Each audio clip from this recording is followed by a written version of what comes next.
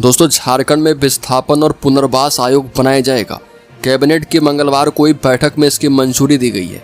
Cabinet ने आयोग की रूल बुक भी मंजूर कर ली है। अध्यक्ष, सदस्य, सचिव या सदस्यों की नियुक्ति का मानदंड भी तय कर लिया गया है।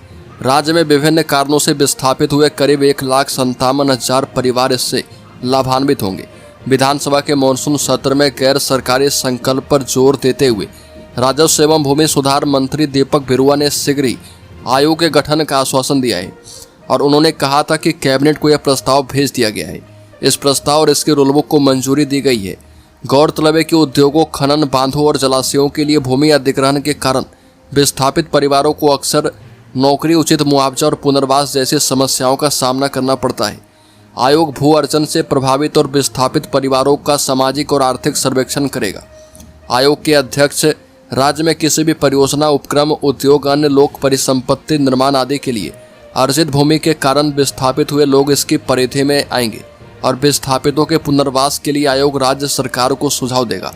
योजना बनाने के लिए सरकारी संस्थाओं को आंकड़े उपलब्ध करवाएगा। विस्थापन और पुनर्वास योजनाओं के दौरान अनुश्रवण और पर्यवेक्षण के लिए सरकारी संस्थाओं को सहयोग करेगा। पुनर्वास योजनाओं के क्रियान्वयन के लिए सरकार को राय भी देगा। आयोग के अध्यक्ष और सदस्यों को सरकार ही मनोनीत करेगी। इनका कार्यकाल 3 साल का होगा।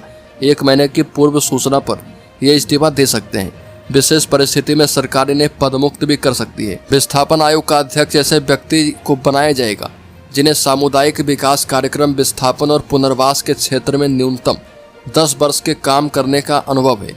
साथ ही प्रशासनिक अनुभव रखने वाले संयुक्त सचिव स्तरीय इससे ऊपर के सेवानिवृत्त पदाधिकारी जिन्हें संबंधित क्षेत्र में काम करने का अनुभव प्राप्त होगा। दूसरे सदस्य के रूप में सेवानिवृत्त जिला जज या न्यूनतम 10 साल का अनुभव रखने वाला अधिवक्ता हो सकता है।